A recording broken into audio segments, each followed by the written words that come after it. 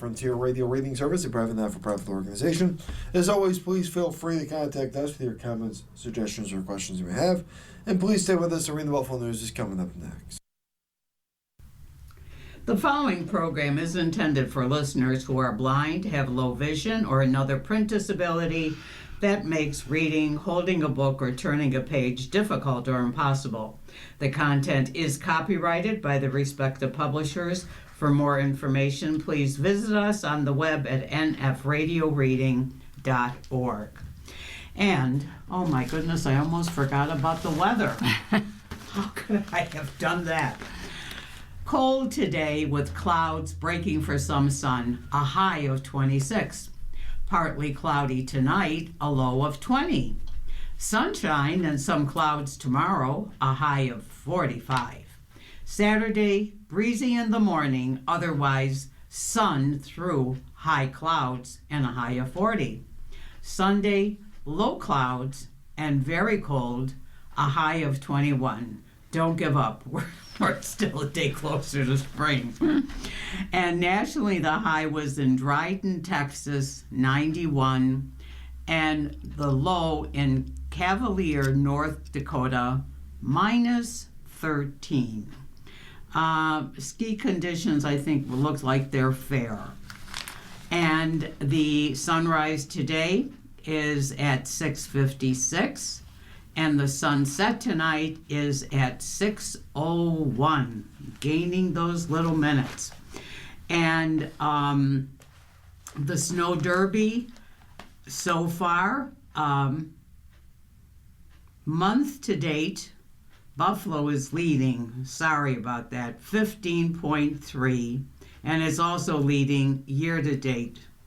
But along the locally in New York State, Syracuse leads with 131 inches, and Buffalo winds up being in actually in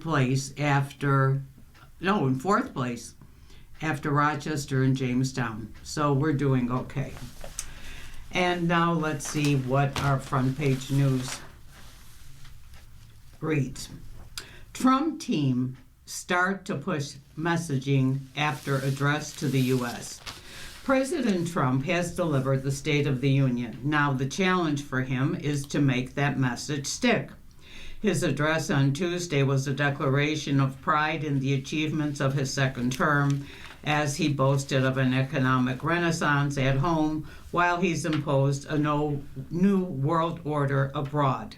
Trump is getting his first opportunity to test drive that midterm year message later this week when he travels to Texas, where the Latino voters whose shift toward Trump in successful 2024 re-election campaign highlighted how he had reshaped the Republican coalition.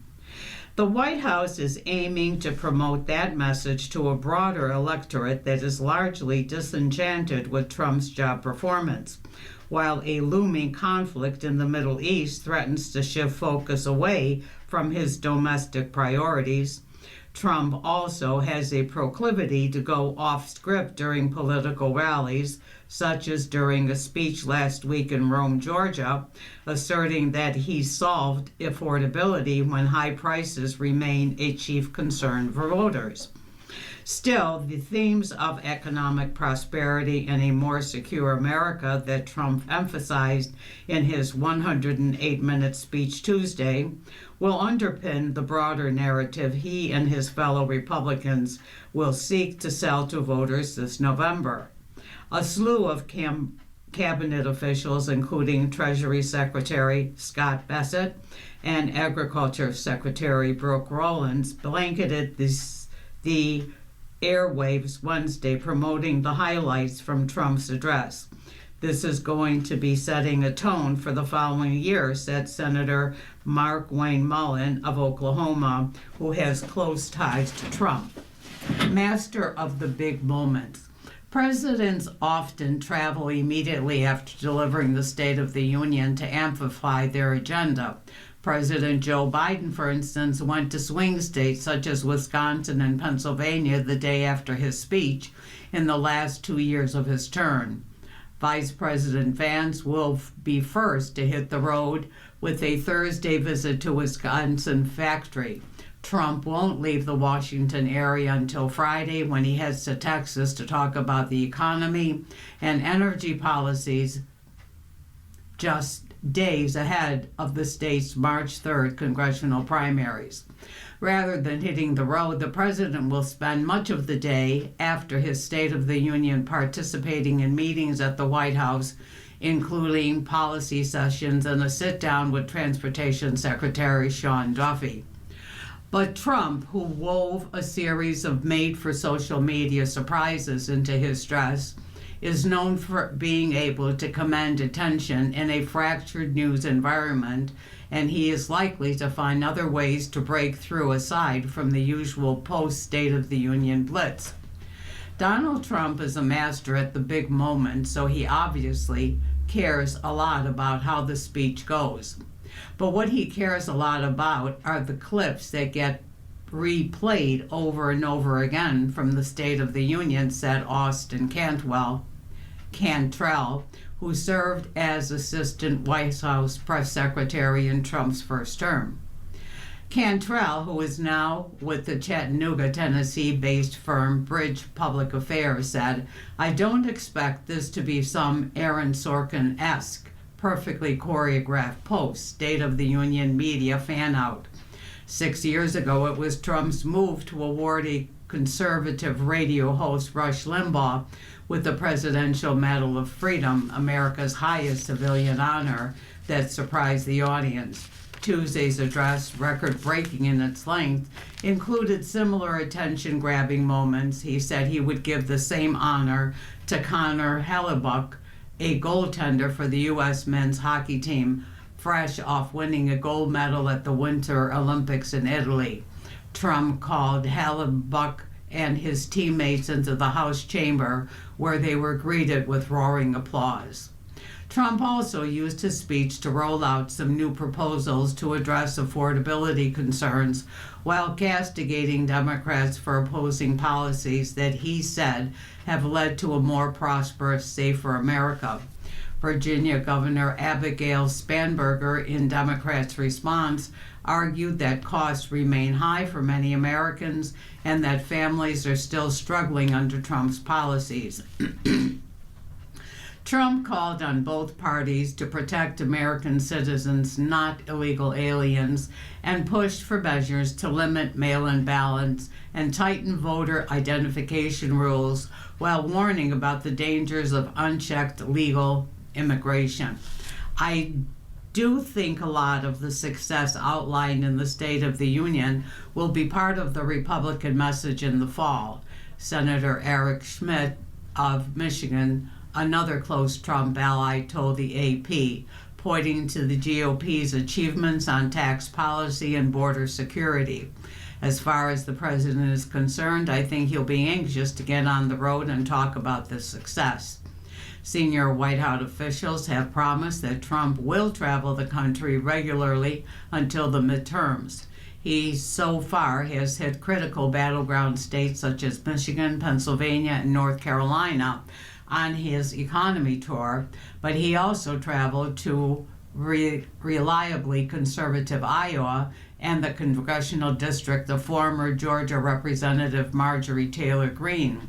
He has boosted candidates in Rocky Mountain, North Carolina. He bantered with Republican Michael Whatley and promoted his Senate run, while sometimes veering far away from the economic points the trips are meant to emphasize. Just the optics of leaving Washington can help telegraph to voters that a president cares about connecting with them.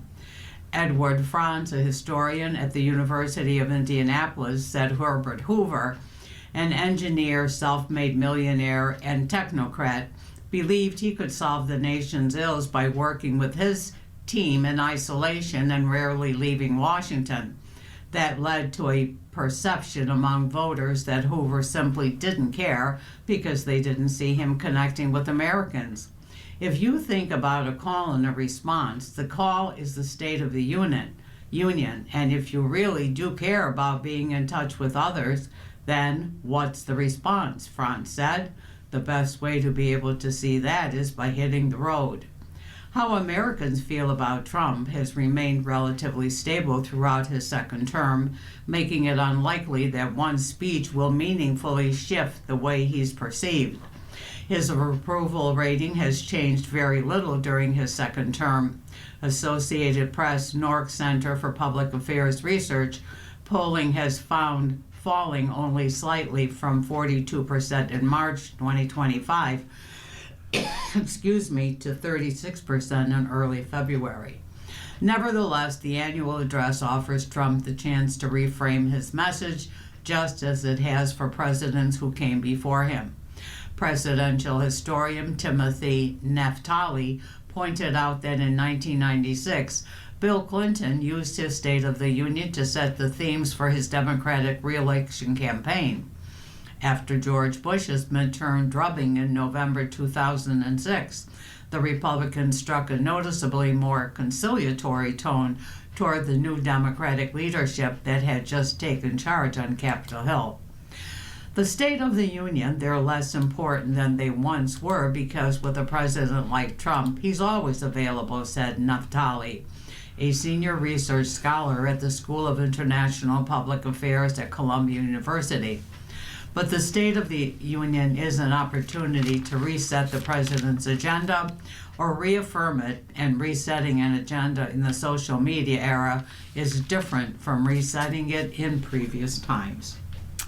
Iran accuses Trump of big lies ahead of talks in Geneva. Iran pushed back Wednesday against President Trump's pressure tactics ahead of critical talks in Geneva over Tehran's nuclear program, alternating between calling his remarks big lies and saying negotiations may yield an agreement through honorable diplomacy. The remarks by two Iranian officials ahead of Thursday's talks come as America has assembled its biggest deployment of aircraft and warships to the Middle East in decades. The buildup is part of Trump's efforts to get a deal to constrain Iran's nuclear program while the country struggles at home with growing dissent following nationwide protests last month. If the negotiations fail, Trump repeatedly has threatened to attack Iran, something Mideast nations fear could spiral into a new regional war as the embers of the years-long Israel-Hamas war still smolder. Already, Iran has said all U.S. military bases in the Mideast would be considered legitimate targets, putting at risk tens of thousands of American service members. Satellite photos shot Tuesday by Planet Labs PBC and analyzed by the Associated Press appeared to show the American vessels that typically are docked in Bahrain, the home of the U.S. Navy's Fifth Fleet, all out at sea. The Fifth Fleet referred questions to the U.S. military's Central Command, which declined to comment. Before Iran's attack on Qatar in June, the Fifth Fleet similarly scattered its ships at sea to protect against a potential attack.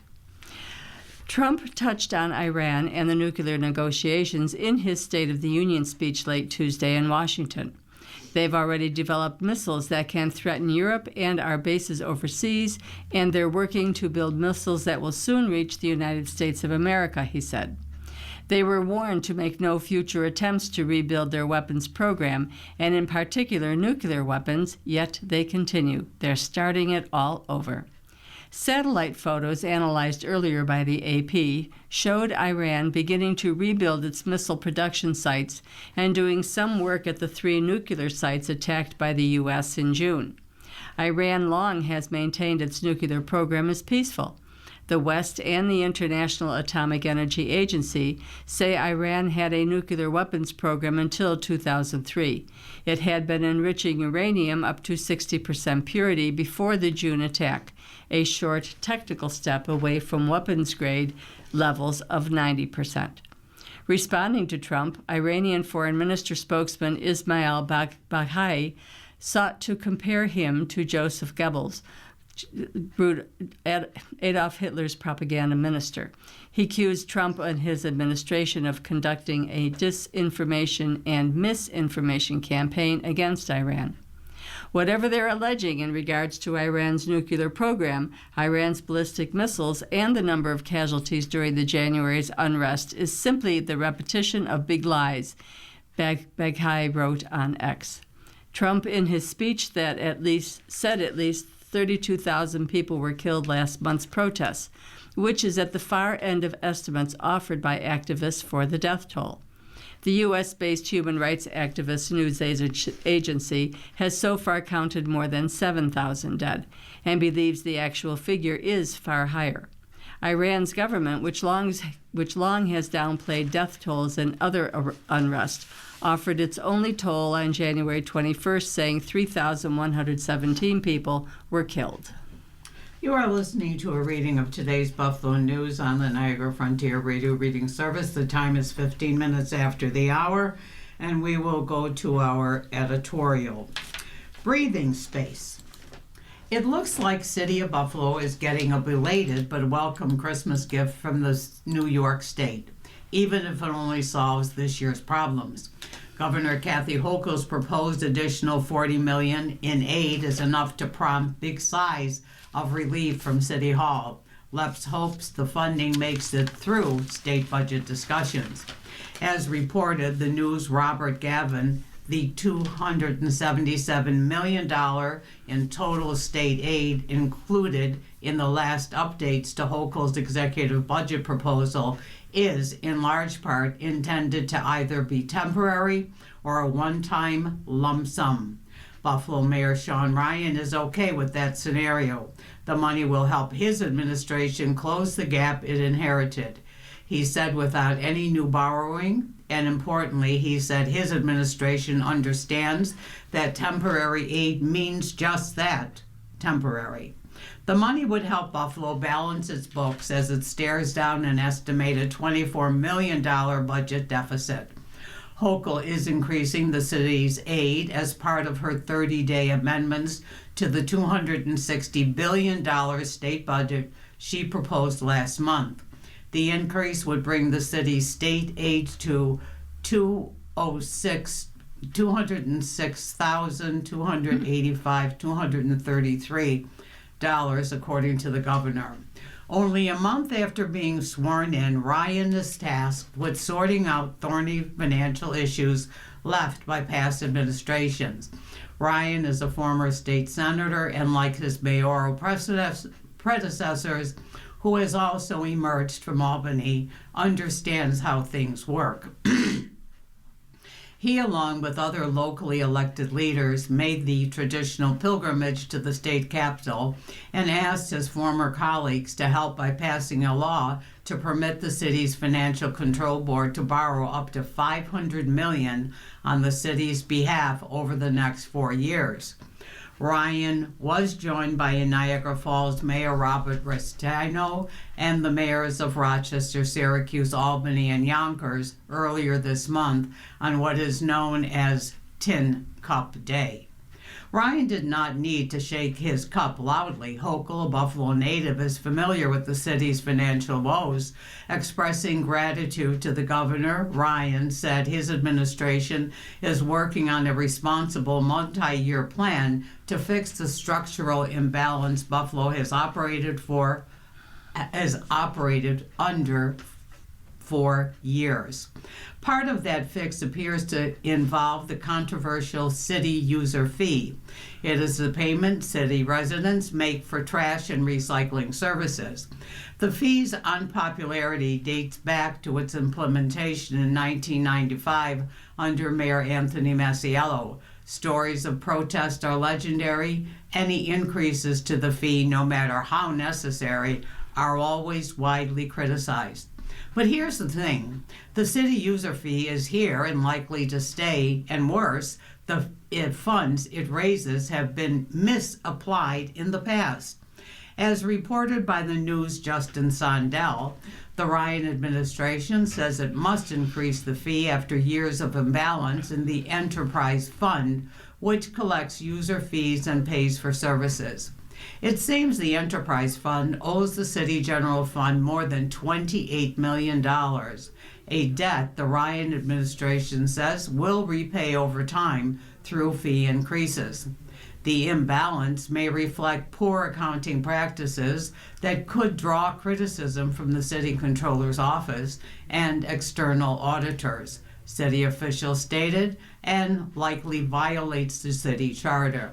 The bottom line, the city of Buffalo is in desperate need of all the help it can get from Albany. And this administration must, as Mayor Ryan said, figure out how to fix the structural imbalance it inherited so this doesn't happen again. It's a sure thing that some of the strategies Ryan employs to make that fix won't be popular, but the city's future stability demands these hard choices. And our Another Voice article is on healthcare. It's written by Dr. Stacy Sun, who is an obstetrician gynecologist at the University of Rochester Medical Center. As an obstetrician gynecologist in Western New York, I've seen the maternal health crisis unfold in real time. Federal funding cuts are stripping maternal health services from our region. Statewide, the maternal mortality rate is 18.5 per 100,000 births, but in Western New York, the numbers are worse. In Monroe County, maternal mortality reaches 29.7 per 100,000 births, and in Erie County, maternal mortality reaches 35.7 per 100,000 births. Black families are at even higher risk, facing pregnancy-related death at 5 times the rate of their white counterparts. At the same time, continued breaches of provider-patient trust are compounding this crisis. Trust is the foundation of medicine, but under current practice, that trust is being violated. From the earliest stages of medical training, clinicians are taught to drug test and screen reflexively, even when tests are medically unnecessary and performed without explicit patient consent. This secret testing violates patients' bodily autonomy, leaving people wondering why they were tested, when they were tested, and what it means. It deters patients from seeking prenatal and postpartum care and disproportionately harms people of color. Passing the Maternal Health, Dignity, and Consent Act would ensure patients understand and consent to their care, safeguarding bodily autonomy and protecting their trust in health care. In 2020, New York City's Health Plus Hospital system began requiring an informed consent, resulting in stronger provider-patient relationships with no negative impact on child safety. Once informed consent for drug testing became embedded in my own department's culture, I saw a profound shift. Patients are more open and trusting, allowing us to provide compassionate, evidence-based care. Change has been slow and uneven across the state. This legislation would ensure informed consent is the standard everywhere, no matter where you are in the state. We need policies that reinforce the trust at the heart of medical care. Passing the Maternal Health, Dignity, and Consent Act is a meaningful step toward ensuring pregnant patients seek care when they need it most, protecting people and saving lives. And our editorial cartoon today is from Michael Ramirez of Creator Syndicate. It is one frame. It is the State of the Union message. However, there are a bunch of wrestlers that are attending it, and the wrestlers have a number of different things they're doing. They have masks on as clowns, and they have one flying in as Superman. They have another one with his head in a container, or I would think probably sand. There is a chair flying up in the air, and one of the wrestlers has Dems written on his shirt. The other one has an eagle with USA. Another one has a shirt with GOP. And it's made to appear like there is total chaos with a bunch of clowns. Our first opinion piece is by Susan Estrich, who's from Creator Syndicate. Equal Time and the Public Interest Paradox. Stephen Colbert was right to be mad. His bosses at CBS put the kibosh on an interview he wanted to do with a Senate candidate from Texas on his late-night talk show. But you can't just blame CBS. The fault lies, as it so often does these days, in the Trump administration, which last month announced new, quote, guidance from the Federal Communications Commission requiring equal time on entertainment-oriented talk shows. The guidance was clearly aimed at Trump's targets on late-night TV, including, of course, ABC's Jimmy Kimmel, who has been targeted, as well as Trump's FCC chair, Brendan Carr. It grows out of the long-standing conservative complaints about the late-night liberal conspiracy and the tendency of liberal hosts and guests to dominate. So what do? This is not the small government/libertarian crowd. These are big government conservatives. Regulate the hell out of them is what they are doing. Until now, the broadcast industry, following the FCC's lead, had taken the position that talk shows, like news shows, were exempt from the public interest requirement that stations must give rival candidates equal opportunities to buy time and appear on TV. Indeed, the FCC ruled explicitly in 2006 that interviews on The Tonight Show with Jay Leno were exempt. Then came the new guidance. This major announcement from the FCC should stop one-sided left-wing entertainment shows masquerading as bona fide news, Daniel Suhr, the president of the Center for American Rights, said when the guidance was issued in January. Or, as Carr himself put it on X, for years, legacy TV networks assumed that their late-night and daytime talk shows qualify as bona fide news programs, even when motivated by purely partisan political purposes. Today, the FCC reminded them of their obligation to provide all candidates with equal opportunities, or no opportunities at all. As the Colbert example clearly demonstrates, the consequences of guaranteeing equal time for all candidates are most likely to be no time for any of them. What you're really telling talk shows, including daytime shows like The View, is to stay away from politics, which is absolutely the last message that government should be sending. The FCC has one Democratic member. She issued a statement when the new guidance was issued, calling that her fellow commissioners were doing an escalation in this FCC's ongoing campaign to censor and control speech. Broadcasters should not feel pressured to water down, sanitize, or avoid critical coverage out of fear of regulatory retaliation. Clear that is what happened at CBS. While Colbert said he expected the network to do more to protect him, CBS itself told the New York Times that it had offered him guidance on how to comply with the new version of the rule, including by offering equal airtime to the two other Democrats in the race. The larger question, whether the public interest is in fact served by a rule adopted in 1927 to protect against then powerful radio networks exerting undue influence on politics, is not one CBS alone can easily address. Carr knows his answer. He's all in for regulation in what he sees as the public interest.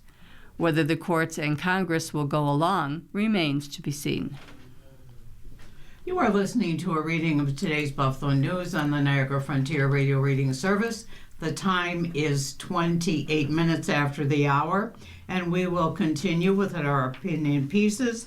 The next coming from Clarence Page of the Tribune Content Agency. Jackson never lost hope in redemption, and neither should we. Having covered the late Reverend Jesse Jackson off and on since the 1960s, I am still amused to receive an email from one of my many critics who wants me to know that you don't have to be white to find something to criticize about black people, as if I didn't know. In fact, I've made an impressive collection of what I call, I'm not racist, but letters, postcards, and emails from readers, many of them well-meaning, I should mention, informing me that I should appreciate white people like Jesse Jackson does. One quote I still receive occasionally is from Jackson himself, spoken in an address to inner-city youth in Chicago in 1993.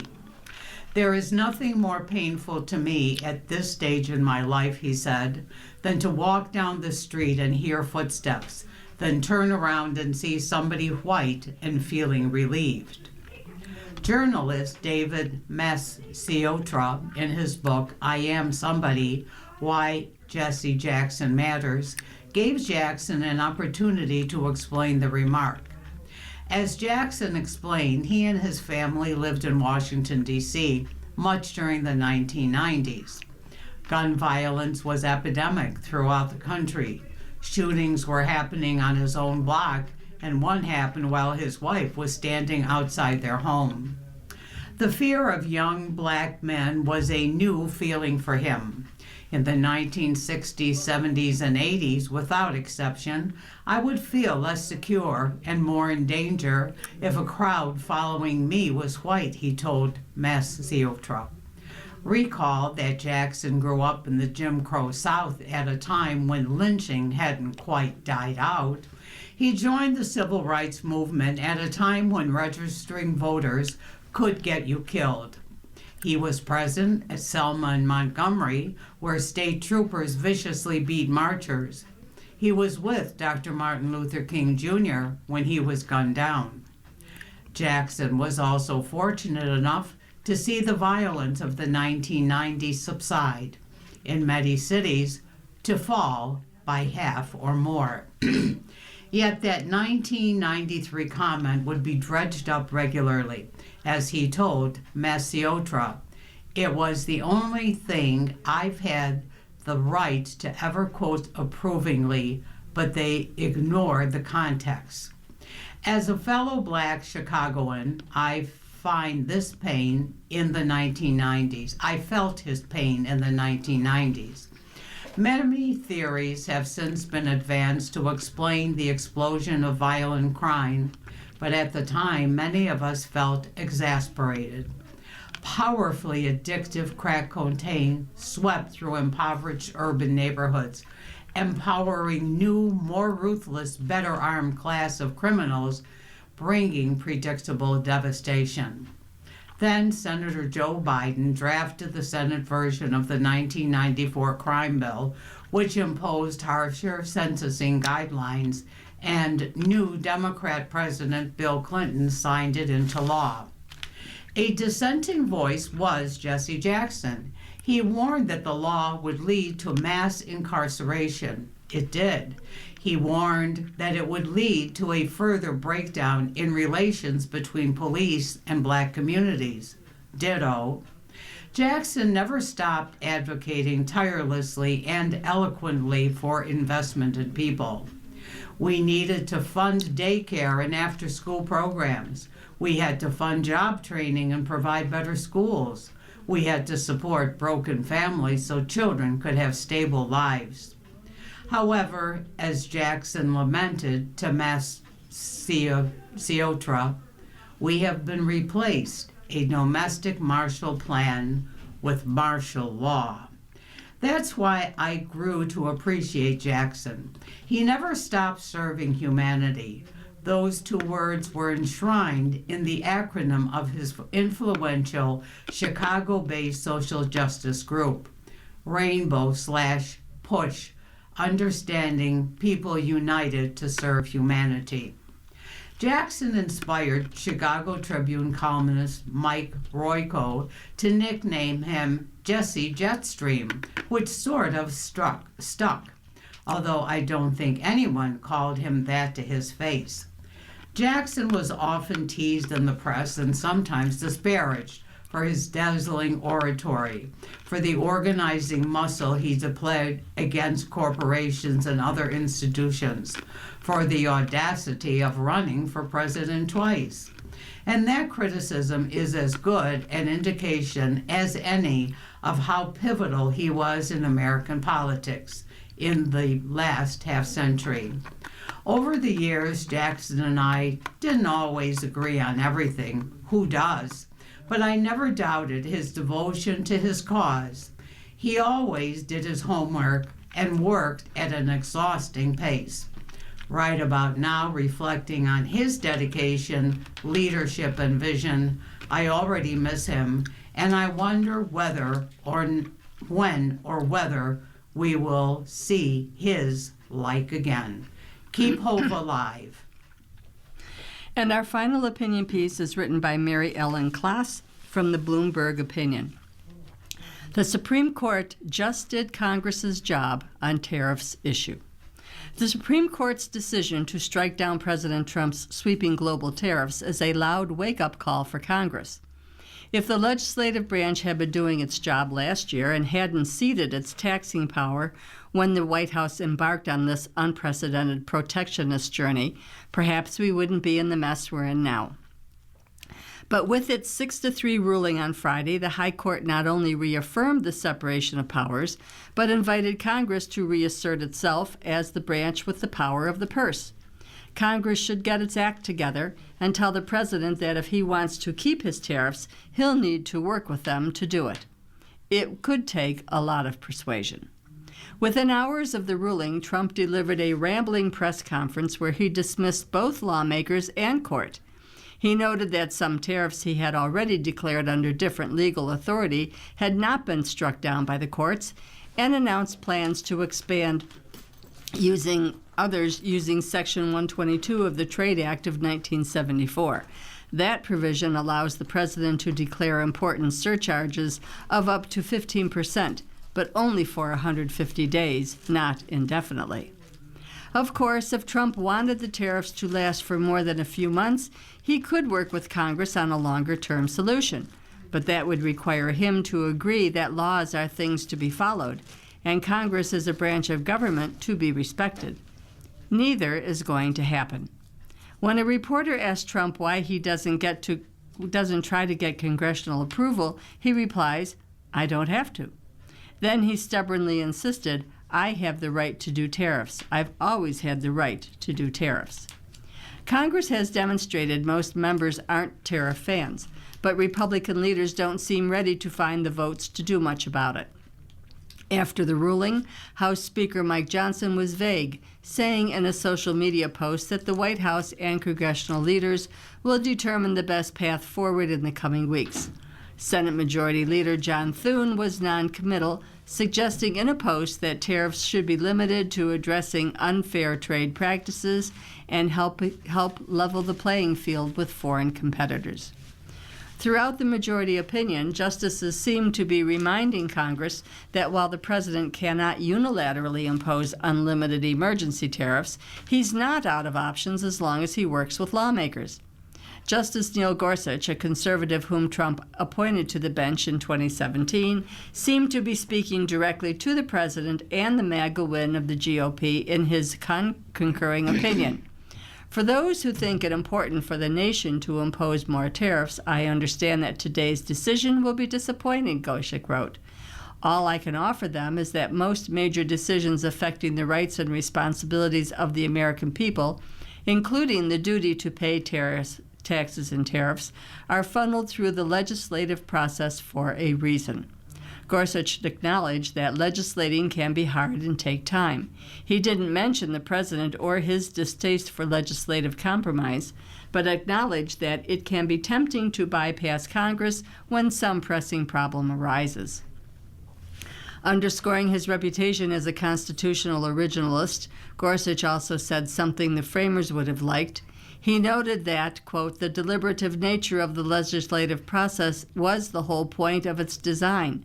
Through that process, the nation can tap the combined wisdom of the people's elected representatives, not just that of one faction or man," unquote. He then wisely pointed to the fact that when legislation must earn broad support, it is more likely to endure, allowing ordinary people to plan their lives in ways they cannot when the rules shift from day to day.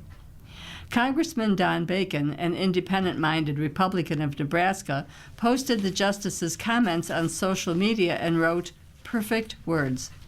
Unfortunately, few of the party's leadership echoed it. There are two reasons for this. First, Trump and congressional leaders know that 60% of Americans disapprove of the president's tariff policies. And second, Trump has run the table on Congress for so long that Republicans are terrified to push back. For the past 13 months, Congress has abdicated its role as a check on the executive. Lawmakers remained silent as the president cut billions of dollars in congressionally mandated funds, renamed the congressionally established Kennedy Center after himself, and dismantled agencies he doesn't like. Congress not only allowed Trump to illegally use emergency declarations to impose global tariffs, but it has done nothing as he's spent money on things that were never authorized, such as transferring $10 billion from the U.S. government to his personally controlled Board of Peace. And Congress has been AWOL on oversight, allowing the president to dismiss congressional appointees from independent commissions, accept questionable gifts from foreign countries, engage in conflict-ridden business deals, and gut the federal watchdog system. The framers of the Constitution didn't intend for Congress to be a co-equal branch of the executive. They wanted it to be the first branch because it's closest to the people. That means it can better reflect the public's values and interests. Congress has been ceding power to presidents for decades now, but the Supreme Court just gave it permission to hit the reset button. It's sad that it took the court to stand up for the constitutional authority that members of Congress take an oath to defend, but they shouldn't let the opportunity go to waste. It's time to tell Trump, we've got this. Big Food rebrands amid spike in obesity drugs. Global food and beverage companies from PepsiCo to Coca-Cola are focusing on shorter ingredient lists and smaller sizes in 2026 as more people take appetite-suppressing GLP-1 drugs for weight loss. Companies previously took a wait-and-see attitude. Now, CGLP-1S as here to stay. So far this year, nearly 36 companies outside the healthcare industry have mentioned GLP-1 drugs or weight loss on their earnings conference calls, up from 14 in the same period a year ago, just 5 2 years earlier, according to data. Diet changes linked to GLP-1 drug use could mean up to $12 billion in snack sales lost over the next decade by a company.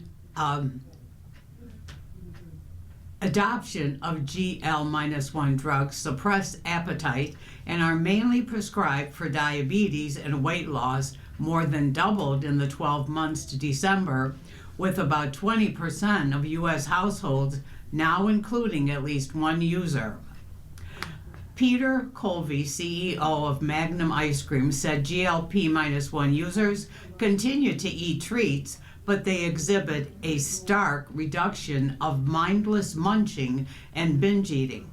Coca-Cola's incoming top boss urged faster innovation on his first analyst call as CEO, while Kraft Heinz' new chief halted a planned split of the company and instead announced $600 million in investments this year to revive long-neglected staples, such as its meat and cold cuts business, Oscar Mayer. Capital expenditure is expected to rise for most big food companies this year, jumping as much as 23% for General Mills. PepsiCo has launched a line called simply NKD to reformulate its snacks such as Lay's and Gatorade by removing artificial colors and flavors while also embracing smaller portion sizes. I think there are more opportunities than threats, but there are both, said his CEO. Coca-Cola ramped up production to meet growing demand for its protein-infused Fairlife milk late last year. General Mills launched higher protein Cheerio cereal in December 2024 as it grapples with competition for breakfast foods. We expect GLP-1 and other anti-obesity drugs to have lasting influence in the food and nutrition landscape, nudging some consumers toward smaller portions and more nutrient-dense proteins and fiber-forward foods. Conagra Brands is investing in snacks such as Slim Jim meat sticks, nuts and seeds, and issued a report last year highlighting rising demand for protein-forward portion-controlled and nutrient-dense foods, especially among Generation Z and millennials. There's not anyone out there that's not designing putting R&D dollars against this trend. GLP-1 users on average consume 40% fewer calories. Dessert consumption is down 84%, and alcohol use is down by 33%, while fresh produce intake is up by more than 70%. Family grocery baskets are 4 to 6% smaller, according to data, while single-person households have experienced declines up to 9%. We're just scratching the surface on the ripple effects of this type of physiological disruption, said Ali Furman of U.S. Consumer Markets leader. And from the auto industry, Ford deploys hangover suit. Equipment is meant to simulate impairment the day after a binge. New pushes for anti-drunk driving policies have been underway as deadlines to set standards for technologies that monitor for impairment and distraction in future cars and trucks came and went. Representative Debbie Dingell from Michigan introduced a bill in December that would order car and truck makers to add alcohol detection and driver behavior monitoring systems in thousands of vehicles amid continuing talks for a solution. But Ford Motor Company is also drawing attention to impaired driving from the longer-term effects of alcohol on drivers.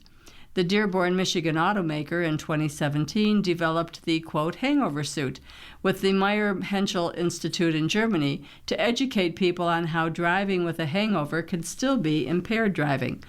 The suit, which combines 37 pounds on a vest, wristlets, and ankle straps, with a head wrap and goggles to simulate a headache and light sensitivity, is a part of efforts through the Ford Driving Skills for Life program, a free class supported by Ford Philanthropy and other departments within the automaker that focuses on training new drivers on some of the trickier conditions they might run into on the road. Mike McNeese, who works at Ford in research and advanced engineering for powertrains, recently wore the suit and hopped into a Ford Maverick truck, attempting to navigate it through a driving course with tight turns and variable widths.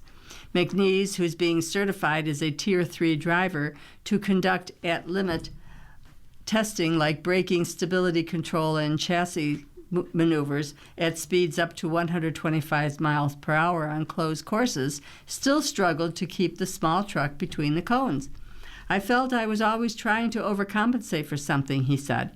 I felt like I was hitting the cones on the right, but he said, actually, you're not. You're hitting the ones on the left because you are overcompensating, which is to be expected.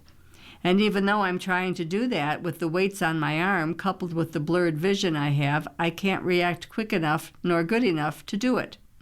Ford also took the suit to auto shows and other events to educate drivers on hangover-impaired driving. An average of 37 people died each day in alcohol-related crashes in early 2025, according to the National Highway Traffic Safety Administration. Hangover impairment levels, according to studies, can be comparable to a blood alcohol content level of 0.005 to 0.08%. That translates to slowed reaction times, poor concentration, and more driving errors. The goal here is to educate to show you that even though you may be legally sober, it does not mean you are not impaired. The DSFL course existed since 2003 and covers subjects like corner entry, oversteer, understeering, and spin-out events, space management, and hazard recognition. It also covers various behaviors that can distract or impair driving, like texting or taking cold medicine.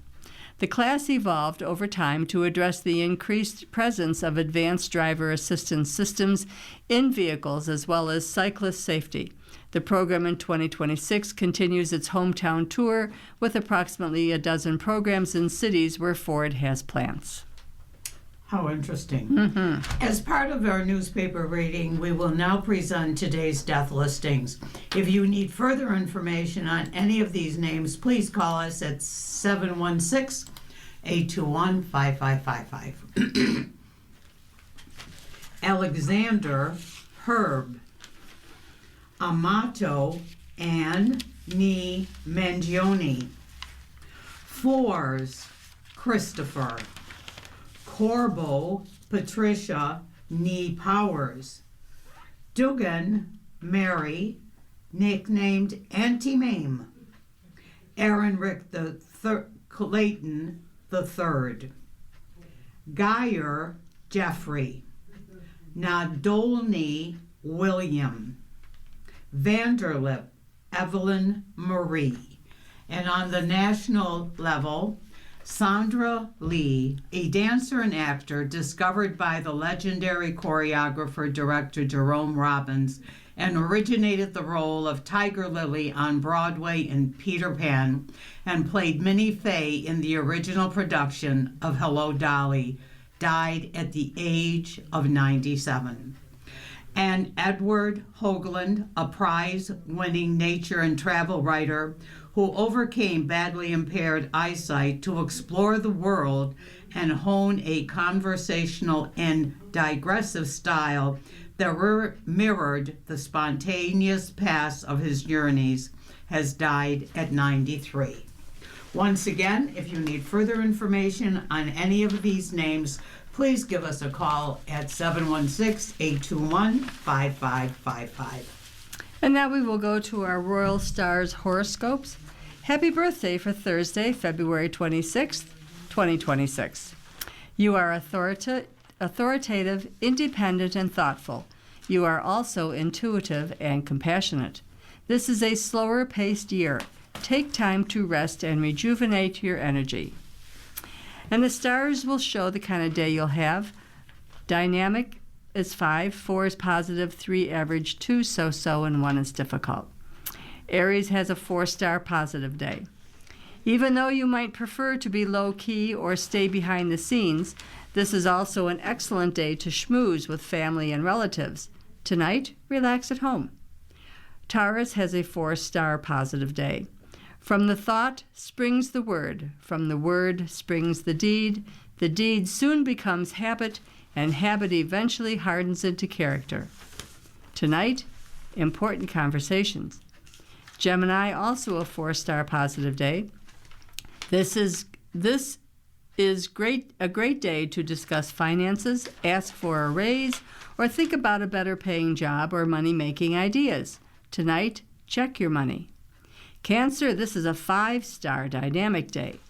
Today, the moon in your sign is lined up with lucky Jupiter, making you feel generous to everyone. Tonight, you're in charge. Leo, 3-star average day. This is a feel-good day, and you're happy and content. You will probably keep a low profile and relax. Fortunately, you can benefit from the resources and wealth of someone else. Tonight, seek privacy. Virgo is a 4-star positive day. This is a great day to enjoy the company of friends as well as interactions with clubs and organizations. Tonight, friendships. Libra, 4-star positive day. You made a great impression on others today. Not only are you noticed more than usual, people will see you as kind, generous, and popular. Tonight, demonstrate modesty. Scorpio, 5-star dynamic day. This is a playful day. Enjoy a vacation or do something to feel like you're on vacation. Travel if possible. Do what you can to expand your world. Tonight, learn new things. Sagittarius, 4-star positive day. Family discussions will go well today. Many of you will receive financial or practical favors from someone or another source. Tonight, check your finances. Capricorn, 4-star positive day. Get out and talk to others today. Short trips, opportunities to learn, plus meeting new faces will please you. Tonight, listen and cooperate. Aquarius, 4-star positive day. Your earning power, your job, and your health can get a wonderful boost from the universe today. Be open to group meetings and ideas. Tonight, work. And Pisces, a 5-star dynamic day.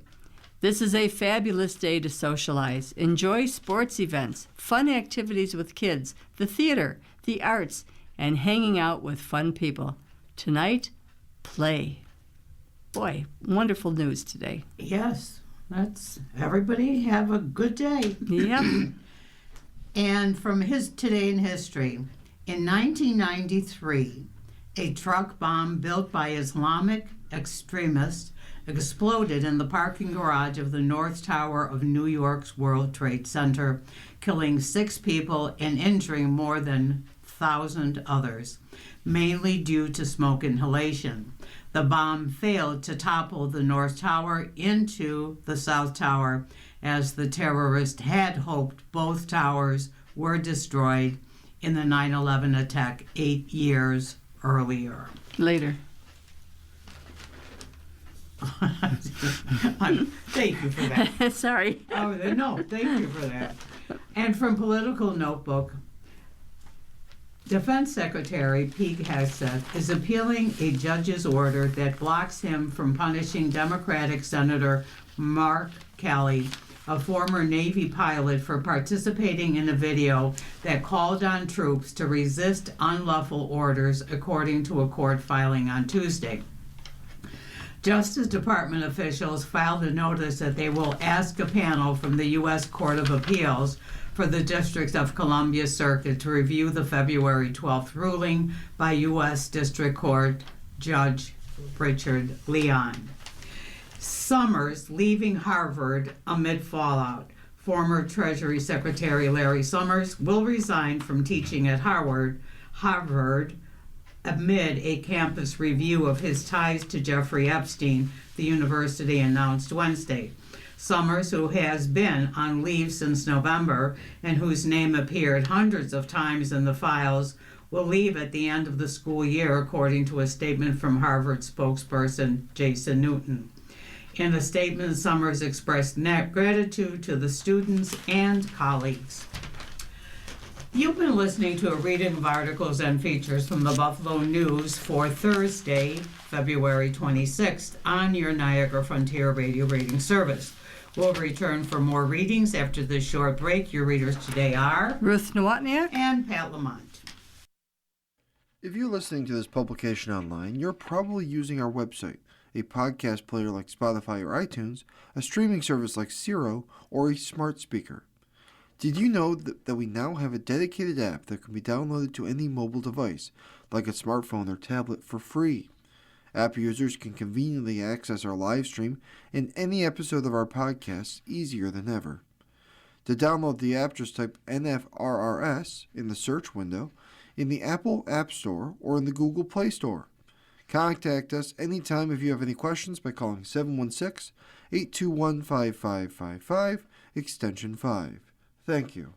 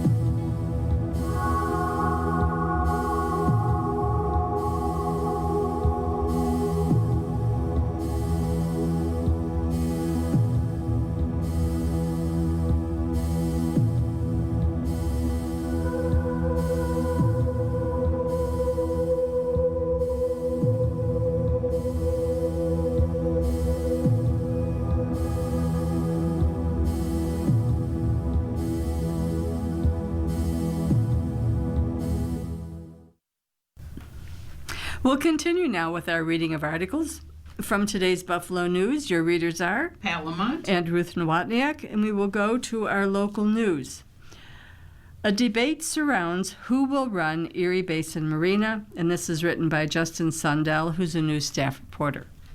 One thing all parties in Buffalo City government agree upon when it comes to the Erie Basin Marina: a new operator must be in place soon to ensure that they can offer services for boaters and waterfront visitors this year. The city has selected a new operator through a request for qualifications process carried out under the former Mayor Christopher Scanlon's administration, and Mayor Sean Ryan's administration intends to move forward with the selected team led by former marina manager John Nash and restaurateur Jason Davidson.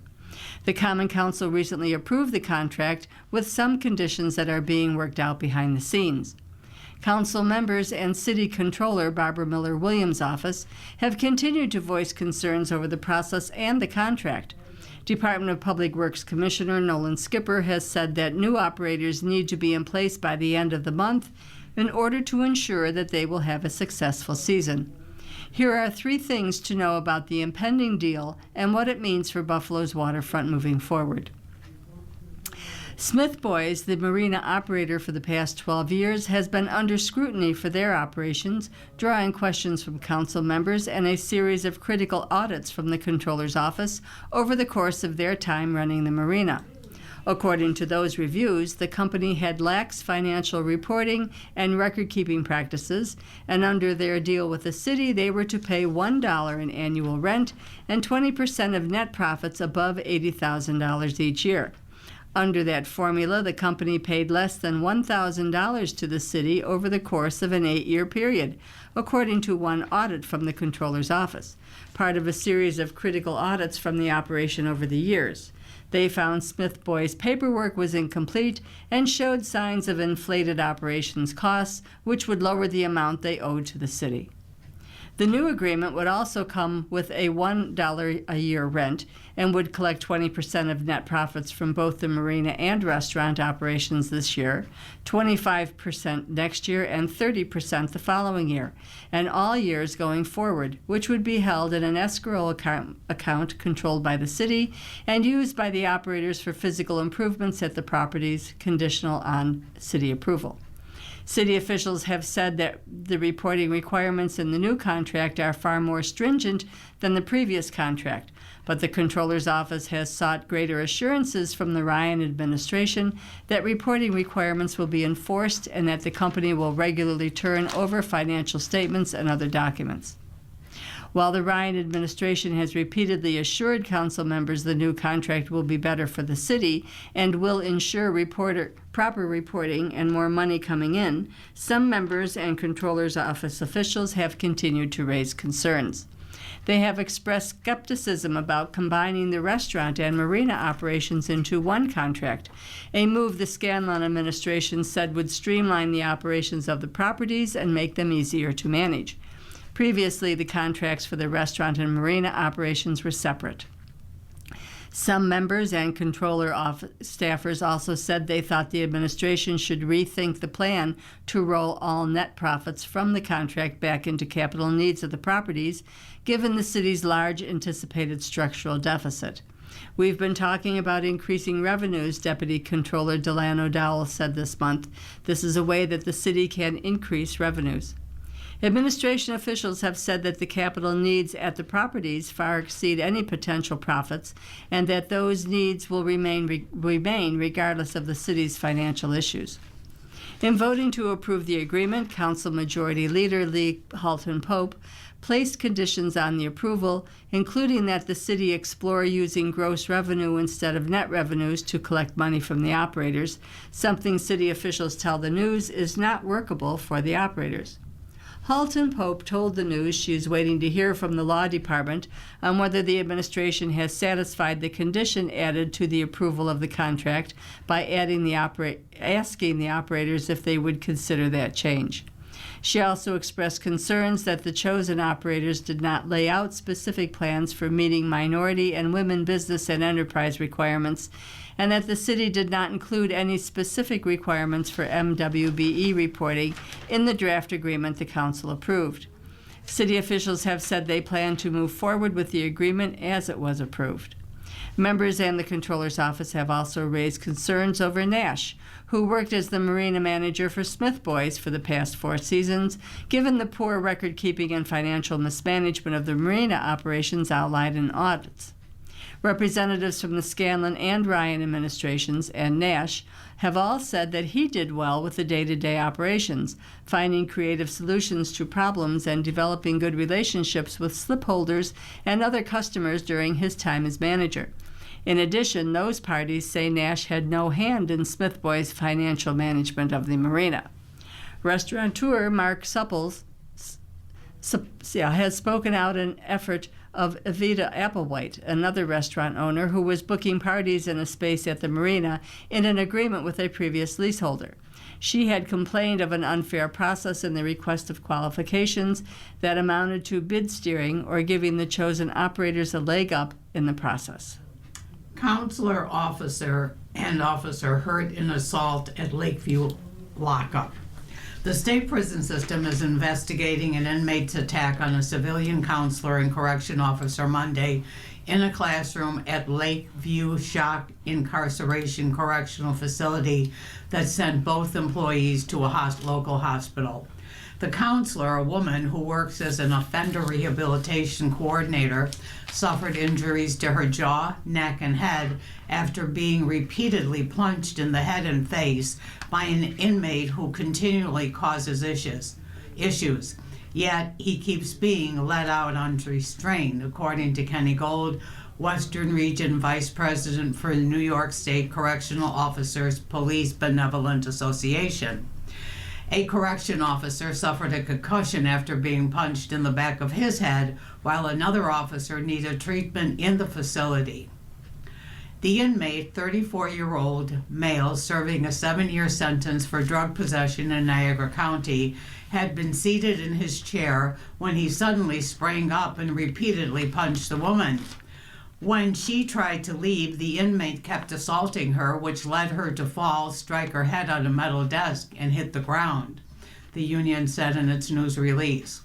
As a correction officer outside the classroom called for help, the woman kicked the inmate in his legs and groin to keep him away. Correction officers moved to subdue the inmate, and one officer momentarily had the inmate in a body hold, but the inmate broke free. Officers sprayed a chemical in the inmate's face, but it failed to subdue him. It eventually took 4 officers to restrain the inmate. Once under control, the inmate was taken to Attica Correctional Facility in Wyoming County. The department has zero tolerance for violence of any kind, and anyone engaged in misconduct will be disciplined, and if warranted, incidents will be referred for outside prosecution. Neither the inmate nor injured employees were identified. Gold said the inmate had been involved in a fight with another inmate in an unrestrained classroom on December 30th and needed to be extracted from a restraint chair. This was a callous and savage assault on both the female civilian counselor and the officer during a routine program. Without the actions of the officer, who ultimately suffered concussion, the female civilian counselor could have been hurt worse, or possibly killed at the hands of an inmate who is not afraid of any repercussions. My thoughts go out to our member who did everything he could to make sure the situation did not end up worse, as well as the civilian counselor and her family. Lakeview Correctional Facility, a medium security lockup in Chautauqua County village of Brockton, provides inmates with a boot camp style environment in which prisoners receive 6 months of team-oriented disciplinary treatment. By statements from Senator Barillo and Molitor, whose districts include the prison, blamed the attack on the 2022 Humane Alternatives to Long-Term Solitary Confinement Act, known as HALT, which Governor Andrew Cuomo signed into law. It reduced the amount of time inmates could spend in confinement. Correction officers and their advocates cited the HALT Act as the reason for surging prison violence last year that preceded correction officers' 22-day unsanctioned strike.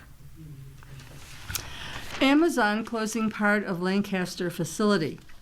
This is written by Jonathan Epstein, who's a news staff reporter.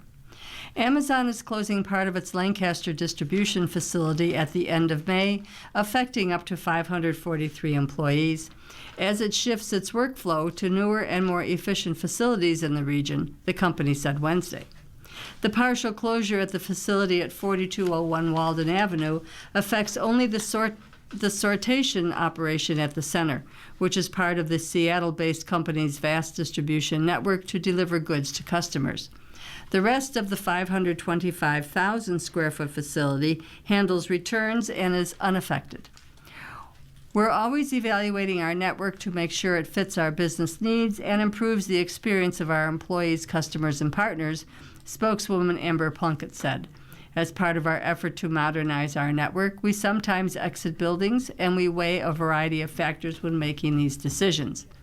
Amazon officials said they are hoping to avoid actually laying off anyone, as they will offer opportunities for workers to stay with Amazon by either shifting to the return center that will remain open in operation or moving to one of 5 nearby facilities, including in Hamburg, the town of Tonawanda, Pembroke, and 2 in Rochester. Plunkett said the company is expanding the capacity of its return center and expects that a few hundred of its employees will be able to transfer from the sorting side to the return center in the same building. The rest could be accommodated at the other sites if they choose. The company will be filing a formal notice with the state later this week under the Worker Adjustment Retraining Notification Act, indicating a number of workers could lose their jobs. However, Plunkett said that is only because their shifts and schedules would change, and some of the commutes would be longer, even if they are still working for Amazon elsewhere. Those workers who decide not to take other jobs at Amazon will be offered severance packages and other assistance. We're working closely with all impacted employees to transfer them to other Amazon facilities in and around the area. For team members choosing new paths outside Amazon, we're providing comprehensive support through this transition, including severance packages to ensure everyone has the resources they need moving forward. The closure marks a significant change for Amazon after years of growth in Western New York. The company opened the 525,000 square foot sortation and return center in Lancaster in 2017, followed by a 117,000 square foot delivery station at 800 Riverwalk Parkway in the town of Tonawanda in June 2020. Another last-mile delivery station opened at 3920 Bayview Road in Hamburg in 2023, following an 18-month delay after construction was completed on the 183,000 square foot building. It is also finishing work on a mammoth $550 million automated robotics fulfillment center at 8995 Lockport Road next to Niagara Falls International Airport and Air Reserve Station. That first-mile distribution facility consists of a 5-story building with 3.1 million square feet of warehouse and distribution space, where mini robots and more than 1,000 employees would receive bulk shipments of products and then package them for shipment to delivery stations. The new building is now fully enclosed, and crews are making significant progress on the interior. It is expected to open within the next 2 years. You are listening to a reading of today's I was going to do just a little thing on the Buffalo market. Okay. Buffalo armchair hockey fans can shout, "We're number one, we're number one." The Buffalo television market had the highest rating in the country for the United States men's gold medal victory over Canada on Sunday. NBC confirmed late Wednesday afternoon. That game ended with the golden goal by Jack Hughes in overtime to give the U.S. a 2-1 victory, averaged a 17.9 rating and 50 share of the audience in Buffalo. I guess we have really strong fans here. Hockey fans, But yes. last night's win was just a topper. That was awesome. So congratulations to those players that represented us, and all of them. Yes. Now, You're listening to a reading of today's Buffalo News on your Niagara Frontier Radio reading service. The time is approximately 14 minutes past the hour, and we will go to our sports page, which, I completely forgot about opening the paper. Okay, sorry about that. Texas A&M's Howell should be Bill's first pick, and this is by Lance Lasowski. As the Buffalo Bills evaluate possible free agent signings, General Manager and President of Football Operations Brandon Beane must revisit the same question.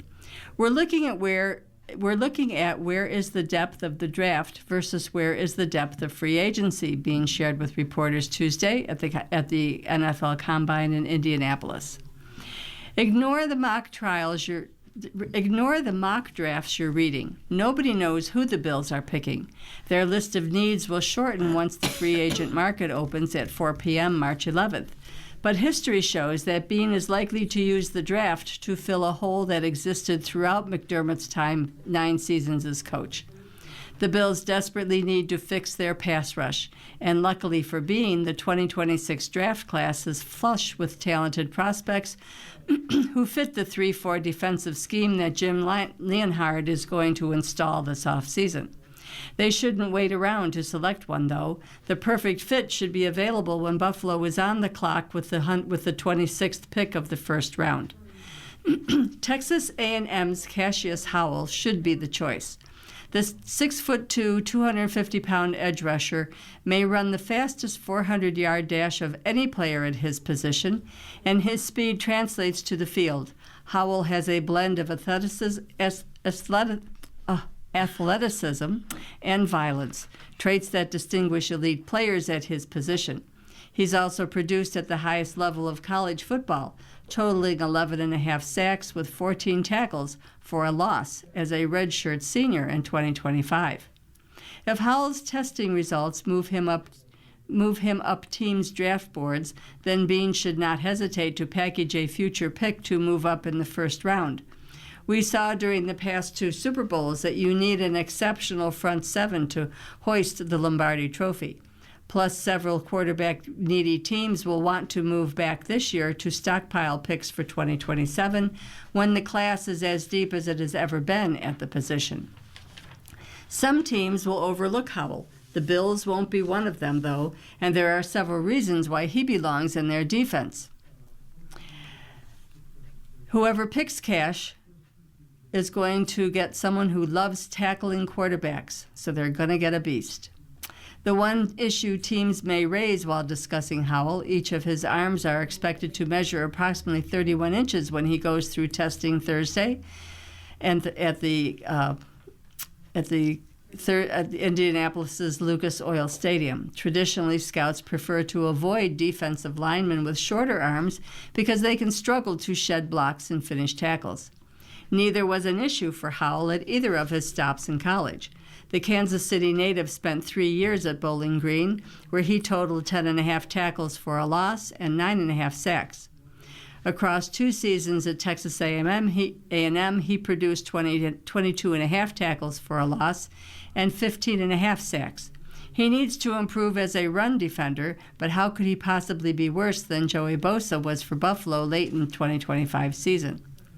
Plus, Leonhard and Coach Joe Brady have depth at edge rusher. Greg Rousseau is one of the best in the NFL against the run. Michael Hecht and Landon Jackson are still recovering from season-ending injuries, but they have the potential to play big roles in 2026. Howell also proved that in the SEC that he's intentional about his development. The Bills aren't going to fix their pass rush unless they improve their run defense. Good luck getting to the quarterback when you allow the second most rushes of 10-plus yards. Upside is needed on the edge, though. Jackson, for example, is more of an early down or short yardage player. You could make a case for Buffalo to retain A.J. Epinesa, who, along with Bosa, is a free agent. But he's not someone who can record double-digit sacks. During McDermott's 9 seasons, Leonard Floyd was the only Bills player to record more than 10 sacks. Von Miller probably would have reached that mark had he not suffered a knee injury that derailed his time in Buffalo. The Bills could wait until the second or third round pick to pick one, but why take the risk? Of the 28 players with double-digit sacks over the past 2 seasons, 15 were first-round draft picks. The group had an average draft position of 63 overall, or late in the second round. Star center Thompson joins team. Tage Thompson looked refreshed when he hit the ice for the morning skate with the Buffalo Sabres on Wednesday at Prudential Center. He didn't look as if he had just spent the previous 3 days shuttling between Milan, Miami, and Washington, D.C., enjoying the spoils of victory after helping the United States win the gold medal in the Winter Olympics, the country's first gold medal in men's hockey since 1980. A lot of fun, Thompson said, of the previous 3 days, which has been well documented, whether it was partying at a 24-hour nightclub in Miami or being introduced at the State of the Union address. Thompson rejoined the Sabres on Tuesday night after attending the State of the Union address in Washington and partied in the morning skate less than 15 hours later. Sabres coach Lindy Ruff said Thompson will be in the lineup when the Sabres resume the final 25 regular season games at 7 p.m. Wednesday against the Devils, but that his minutes will be monitored at his return from the Olympic tournament. It's been a celebratory stretch, albeit a polarizing one for Thompson and his United States teammates. Thompson addressed the criticism Team USA has faced in the wake of winning, whether it was fielding a phone call from President Trump, attending one of the biggest political events of the year, sporting Make America Great Again gear in photos that have spread across the media. Maybe when you're at the center, you might not know as much of the stuff that's going on, but at the end of the day, we're Americans, and we set out to accomplish something that was very difficult to do, Thompson said, and we did it. And obviously, we're going to enjoy that. Some teams will overlook Howell. The Bills won't be one of them. Oh, I'm sorry. We're very proud to represent this country. It's a huge honor to wear those colors. I don't think anyone on our team is going to shy away from any sort of criticism. Everyone has their own opinions, and I think that's what makes this country so great. We can all have different opinions and live our lives and be different. One lightning rod moment of many, the United States men's hockey team received a hastily arranged phone call from Trump via FBI director, who celebrated with the United States players in the locker room in Santa Giulia Arena in Milan. When asked about the women's team winning the gold medal, Thompson called it amazing. That's just the best situation that could happen. They have been really good for a long time. For both of us to do it, something that's just put USA Hockey back on top. Obviously, for the women, they've been on top for a while, and the men haven't been there for quite some time. Now I think USA Hockey and men's and women's hockey is back on top, where we should be. Linebacker U, Red Murdoch ready to follow Joe Andreasen, Sean Dalek from UB to the NFL. This is by Jay Sikorsky. Red Murdoch is a unicorn of sorts in the current age of college football. The All-American linebacker for the University of Buffalo spent his entire college career with the Bulls, an increasingly rarity at a time when NIL-funded transfers are the norm. Back in the day, if a guy transferred one time, you asked, what happened? Did you get run out of this school or whatever? Bill's president of football operations, Brandon Bean, said, now we interviewed a player last night, and I was like, why did you stay here 4 years? What happened? It's almost flipped. Speaking Wednesday at the NFL Scouting Combine, Murdoch answered that question. I am very big on watering your grass. I'm not moved by any type of materialistic things, he said. I want to look back in 20 years and be proud of what I left at Buffalo, and I know that I did all I could. That's something I can go to sleep at night and have peace with, rather than chasing any external validation. Murdoch certainly has plenty to be proud of from his 4 years at UB. The 6'1", 240-pound linebacker leaves as the NCAA career record holder with 17 forced fumbles. He led the Mid-American Conference and was ranked second in the nation in tackles with 142 during the 25 season. He added 13.5 tackles for loss, 5 sacks, and 6 forced fumbles. Meticulous preparation, a very intense passion for getting the ball out, getting turnovers in any way possible, Murdoch said Wednesday during his press conference. When asked what he would bring to an NFL team, really, how can I help the team in any way? Truly devoted to that. Murdoch is the latest in what has become a string of UB linebackers to make it to the NFL. Joe Andreasen has spent the past 2 seasons with his hometown Bills after signing as a rookie undrafted free agent in 24. Another local product, Sean Dulac, was a rookie with the Rams in 25 after going undrafted but making Los Angeles' 53-man roster. They're a big inspiration for me, Murdoch said. It's great to see the guys succeed. Murdoch is likely to do something that Andreasen and Dulac didn't, and that is get drafted. He's currently rated as the number 153 prospect in the 26 class by CBS Sports, which equates to a 5th-round grade. An admitted late bloomer who didn't start playing football until his junior year in high school in Virginia, Murdoch was initially not recruited by any Division I college programs. He put himself on the radar with a terrific senior year at Hopewell High School, being named a 3A Region Defensive Player of the Year. He then spent a season at Fork Union Military Academy before arriving at UB as a freshman in 22. He played in 6 games his first season, then took over as a starter midway through his sophomore season in 23. He established himself as a playmaker in 24, starting all 13 games and finishing second in the nation with 156 total tackles. His 7 forced fumbles set a UB single-season record and led the country.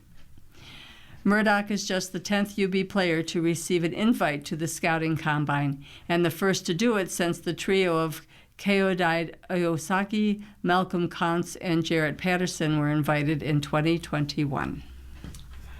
From the NFL around the league, the Jacksonville Jaguars are set to become the first NFL team to play 2 home games overseas. Also, the New York Jets don't plan to let running back Breece Hall hit the open market at the start of the league year.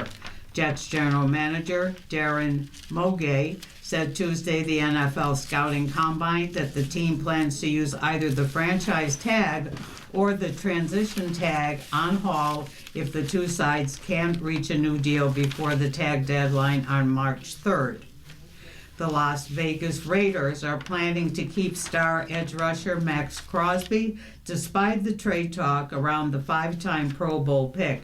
General Manager John Spytek said Tuesday, Max is an elite player. I've been very upfront from the start since I got here that we're in the business of having really good players on the team, and we need a lot more of them.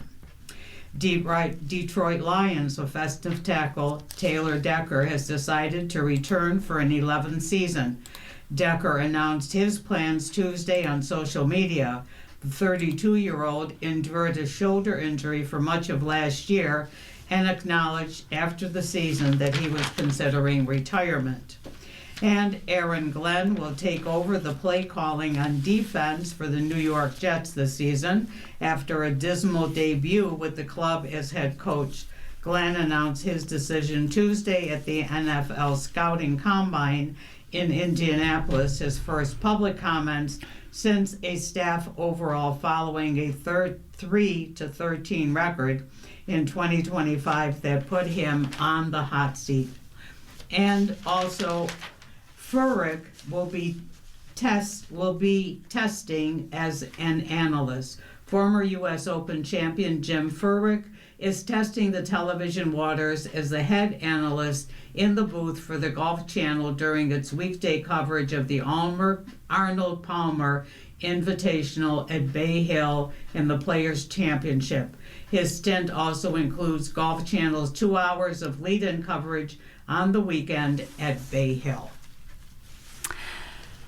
You're listening to a reading of today's Buffalo News on your Niagara Frontier Radio rating service. The time is approximately 29 minutes past the hour, and we'll go to see what Eric has to say.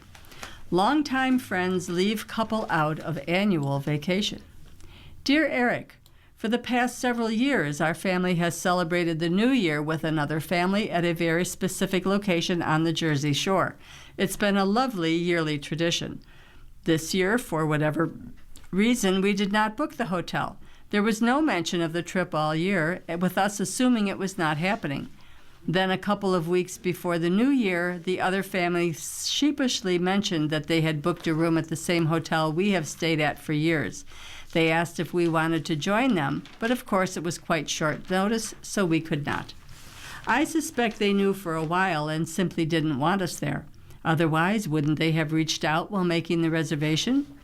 At any rate, they went to the shore and did all the things we usually do, posting all of it on social media without us. I became more upset as I saw the photos. I feel this was a huge betrayal, enough that I do not care to see them for a while. My husband feels I'm being petty and that I should forgive them and move on. He agrees that what they did is hurtful and selfish, but does not want to dwell on it. I feel something shifted in our relationship and not in a good way. I'm seeing them in a whole new light and feel they truly did not want our presence.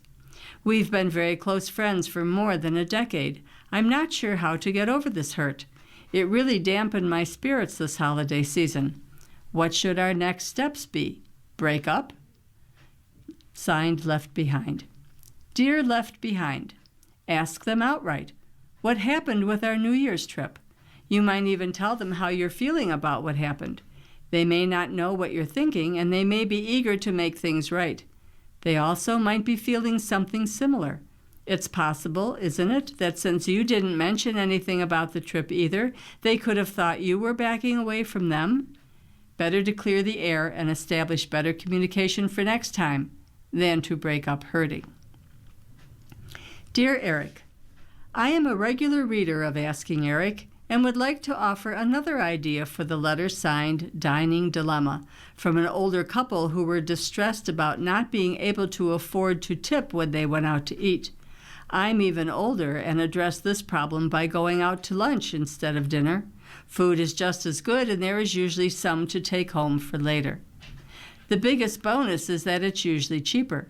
My local restaurant has a special luncheon menu: soup or salad, main course, dessert and coffee or tea. I live where the tip needs to be 20%, but the total still comes out less than a dinner main course. Keep up the good advice. I enjoy your good read. Signed, Happy Diner. Dear Diner, lunch instead of dinner is another great option, especially for folks who, like the letter writers, eat out multiple times a month. I also want to correct something in my original response. I wrote that, quote, most servers earn $2.83 an hour, unquote, and quite a few readers, especially those reading in Oregon, hello and thank you for reading, pointed out that that's not accurate. I regret the error. Per the Department of Labor's minimum wages for tipped employees chart available online, the minimum cash wage varies from state to state. There are 8 states and territories where the minimum cash wage is much higher, and the restaurants are required to pay servers the full state minimum wage before tips. On the other hand, there are 29 states and territories with a minimum cash wage under $4, with the majority of those being $2.13. Tipping remains a flashpoint for many, but no matter how one feels about tipping, this isn't a system that servers created or are perpetuating any more than any of us created the expectations of our jobs. In America, the position has a built-in agreement that they will be tipped for the work, which is often quite demanding. Additionally, servers are usually required to give a portion of their tips to bartenders, bussers, and sometimes other staff. Being resentful that servers expect a tip is putting the blame in the wrong place. This isn't an ideal system, but it's the system we're in. There are many restaurants where the restaurant pays a living wage and tipping isn't part of the culture. It's helpful for all diners to find out what the economic structure of your favorite restaurants are. It's something in which you are an active participant, tip or not, so it's good to know. That's very good advice. Yeah, it is. I didn't realize the range was still so disparaging. I thought with that minimum wage thing that it was now equal, across the country, but I guess not. Yeah, I guess we learn something new every day, don't we? That is for sure. For our first life features, doctors could be the key to boosting childhood literacy. For some young children in Columbus, Ohio, reading assessments don't start in the kindergarten classroom. They happen first in the doctor's office.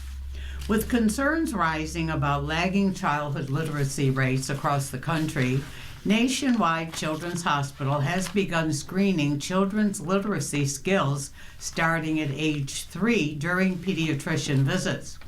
The idea is to catch reading struggles early on and guide parents on how to help their kids. They are all doing developmental screenings. They're all talking to parents repeatedly, said Sarah Bode, the hospital's medical director of school-based health. So this is an opportunity. The pediatric hospital chose clinics to provide the literacy screenings largely based on their proximity to schools with lower performance scores on kindergarten readiness assessments.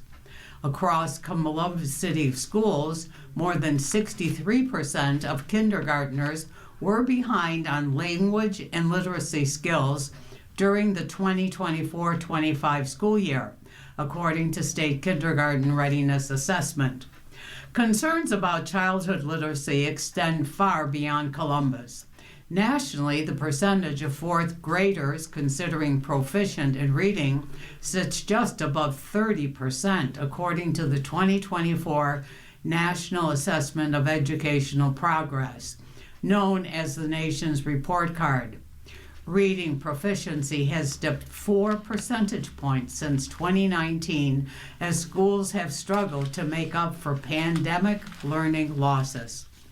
Literacy screenings are not typically conducted in medical settings, but several prominent pediatric care centers, including Boston Children's Hospital, promote early literacy resources to families in recognition of reading importance for a child's development. Kids who enter kindergarten with lower reading ability often struggle to catch up later grades.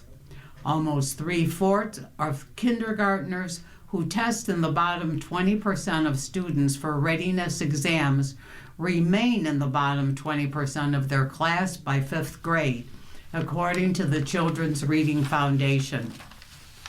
Physicians' assessments of childhood development have often focused more on their milestones, such as walking or talking on time. But a child could ace a standard pediatric screening and still be behind in other areas needed to be ready for kindergarten. To address that dilemma, the pediatric hospital implemented literacy screenings in about half of its 13 clinics, assigning a literacy coordinator to each.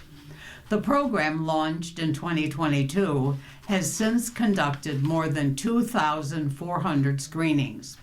Many of the children come from high-needs populations, as Nationwide serves families that are uninsured or in Medicaid. Screeners aren't meant to diagnose learning disabilities like dyslexia, but rather identify areas where kids could use additional support. Having support outside the education system to flag early learning or early reading difficulties is a step in the right direction, but choosing the right screening tool is key, said Devin Kearns, an early literacy professor at North Carolina State University. Coordinators at Nationwide use a tool that assesses kids as they read through a book during primary care visits, either in English or Spanish. It took some time, some practice to refine the timing, avoiding moments after vaccinations when children were upset, for example, but the reading assessments take only about 10 minutes. After a child completes a screening, the coordinator can create a personalized literacy plan that highlights the areas that need more practice. The visit is also an opportunity to model activities that parents can do at home with their kids, such as reading a book out loud, said Carnisha Edwards, who leads the hospital's kindergarten readiness team. When we're doing the screenings, families are kind of concerned that their kids don't know certain things and that it's not necessary about that piece of it. It's just more exposing them more than anything. Before Yuri Sleet completed her literacy screening at age 3, her grandmother worried Yuri didn't have enough opportunities for early learning. But meeting with the literacy coordinator at her clinic opened her eyes to all the activities she could do at home with Yuri. She didn't know as much, but our coordinator was very patient with her. After each screening, coordinators put together literacy kits, a medley of tools and activities for at-home practice. Those materials are also influenced by Columbus City Schools teachers' feedback on what students need help with when they enter kindergarten. The kit's contents largely depend on donations the program receives. There are often items such as dry erase boards for writing letters and books to practice reading. But the kits also have safety scissors or pencils with rubbery grippers to improve motor skills. Parents are the first teachers, so we really try to encourage them to sit down with their child and just kind of work with them before going to kindergarten. Coordinators stay in touch with the families they met within the clinic, sometimes referring children to early education programs such as the federally funded preschool program Head Start or the Spark program, which does educational home visits. Then, when a child returns to the clinic a year later, the coordinator meets with them. For Yuri, now 4, the follow-up visit put into perspective how much she had progressed in a year, her grandmother said. Over the course of a year, Yuri had made strides in recognizing letters, sounds, and sight words. Yuri also enrolled in preschool at a local YMCA with the help of her literacy coordinator. She's been doing awesome there, Davis said, and she can't wait to watch her grow even more. The goal is to make sure by the time she starts kindergarten that she's absolutely ready without having a lot of challenges. So right now, I think she's heading in the right way. That's an awesome program. That's an awesome program. That's really encouraging. Yep. Great. Trump's Justice Department losing fights in court over Doge, Musk. U.S. courts are foiling efforts by the Trump administration to keep under wraps information about the Department of Government Efficiency and the role that Elon Musk, the world's richest person, played in it during his whirlwind stint with the White House last year. A New York federal judge last week forced the government to reveal the names of Doge employees and contractors. Earlier this month, a Maryland judge ruled Musk can't be shielded from questions about the dissolution of the U.S. Agency for International Development, while a judge in Washington ordered the Justice Department to investigate phone numbers Musk may have used for official business. Musk, who poured millions of dollars into President Trump's re-election campaign, served as Doge's public face as it orchestrated sweeping U.S. spending cuts and thousands of government layoffs in the first half of 2025.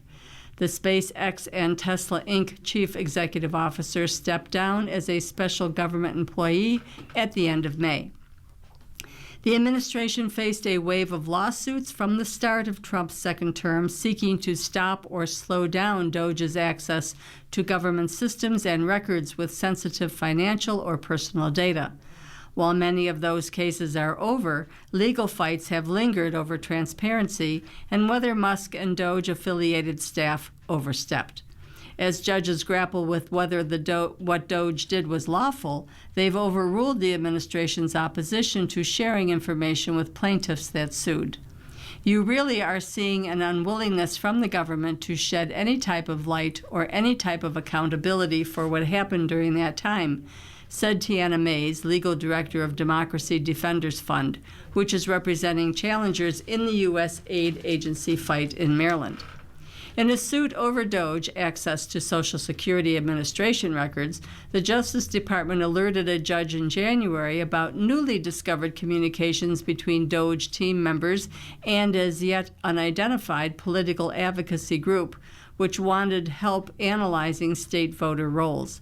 Government lawyers acknowledged the revelation undetermined past statements to the court that Doge needed to undermined.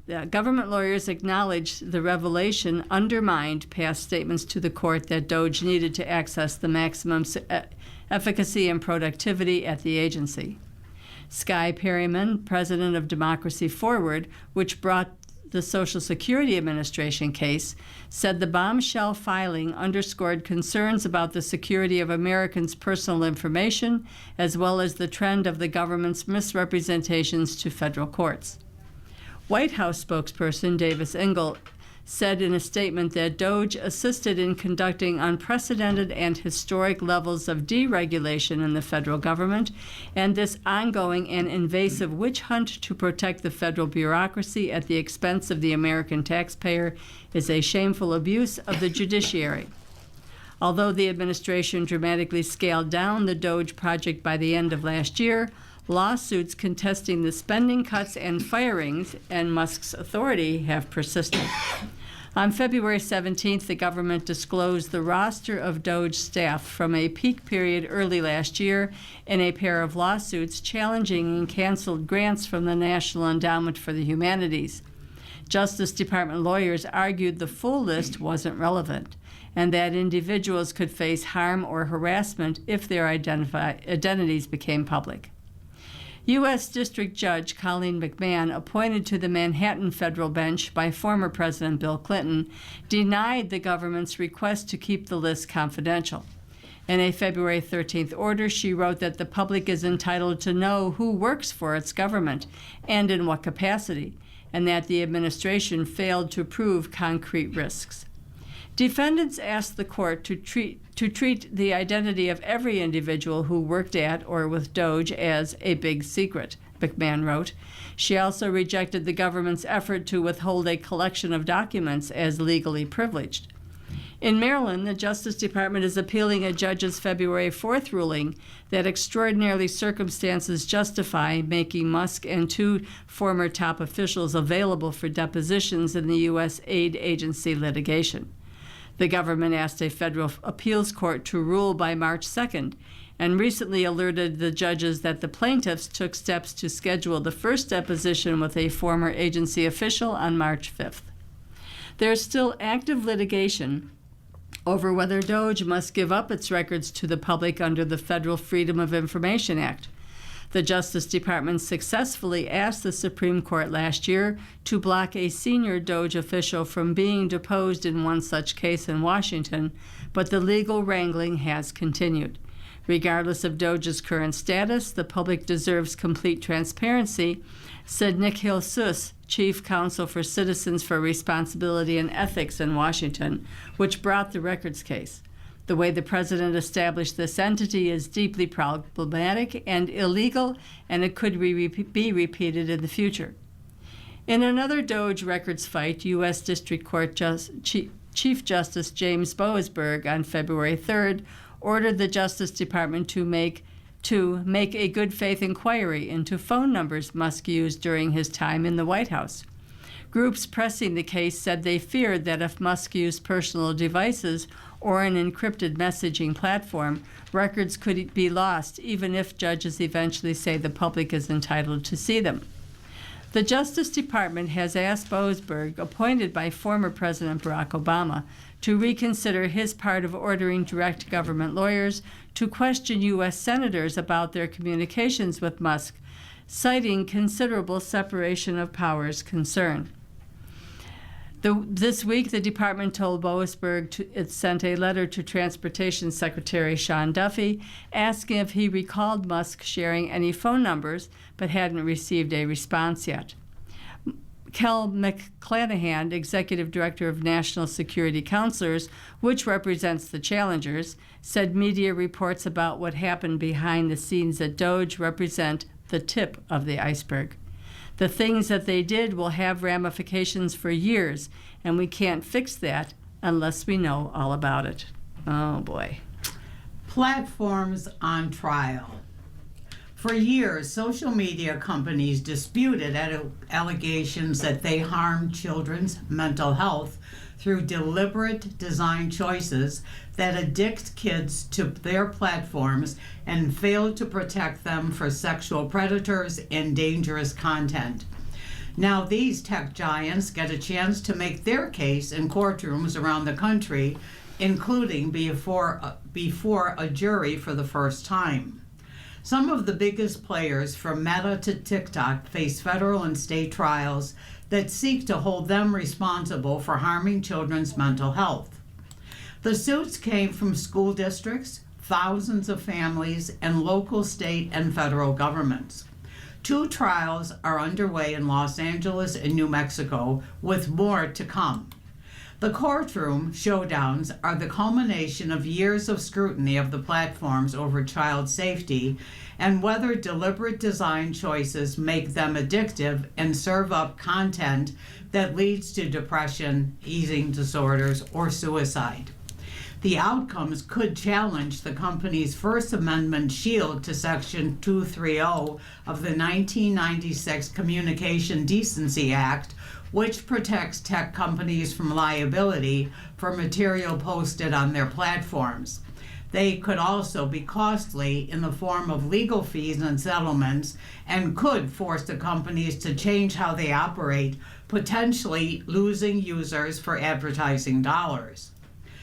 In the Los Angeles case, in the landmark social media case that seeks to hold tech companies responsible for harms to children, got their first glimpse into what will be a lengthy trial characterized by dueling narratives from the plaintiffs and the 2 remaining defendants, Meta and YouTube. At the core of the Los Angeles case is a 20-year-old identified only by initials KGM, whose case could determine how thousands of similar lawsuits will play out. KGM and the cases of 2 other plaintiffs were selected to be bellwether trials, test cases to see how both sides' arguments play out before a jury. This is a monumental inflection point in social media, said Matthew Bergman of the Seattle-based Social Media Victims Law Center, which represents more than 1,000 plaintiffs in lawsuits against social media companies.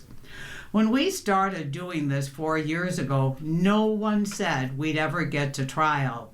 And here we are, trying our first case in front of a fair and impartial jury. Meta said the question for the jury in Los Angeles is whether Instagram was a substantial factor in the plaintiff's mental health struggles.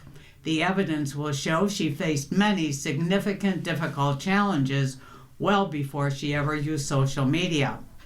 Meta CEO Mark Zuckerberg testified, mostly sticking to past talking points, including about age verification, reiterating that the company's policy restricts users under the age of 13, and that it works to detect users who lied about their ages to bypass restrictions.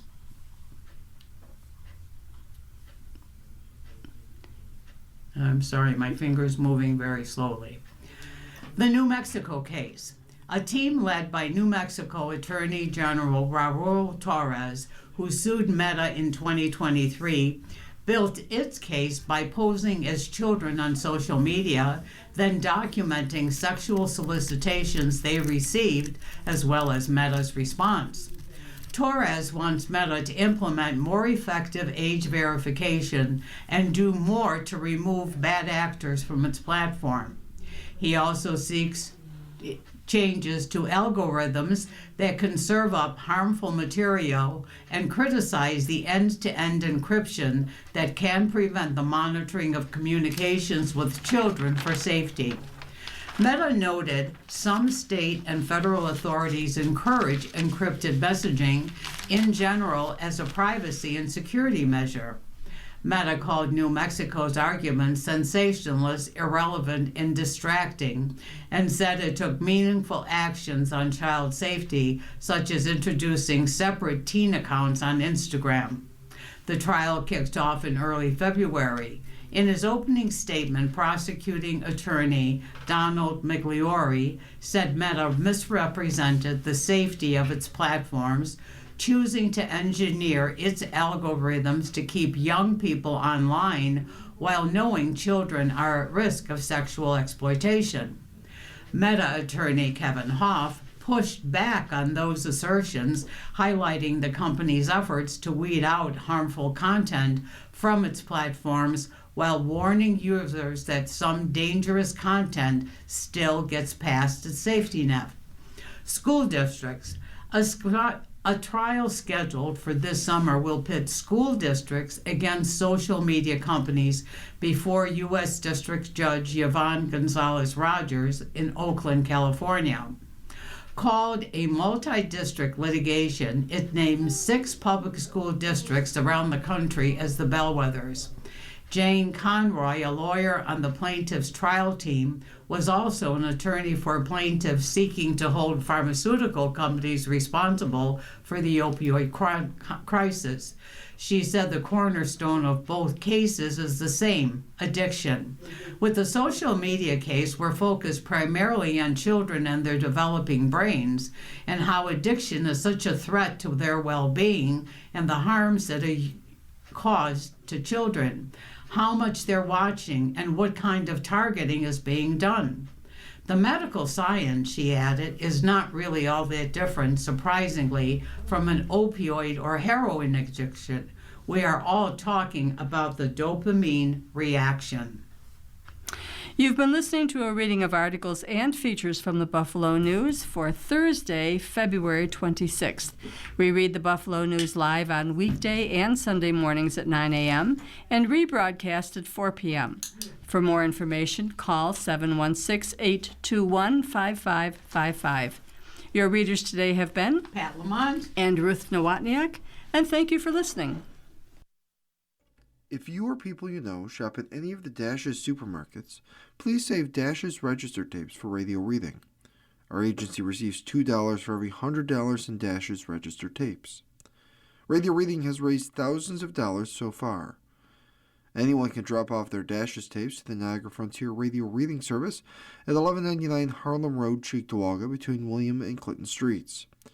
Or Dash's tapes can be mailed to the Niagara Frontier Radio Reading Service at 1199 Harlem Road, Cheektowaga, New York, 14227. Any questions on Dash's tapes for Radio Reading? Call us at 716-821-5555, and thanks for caring.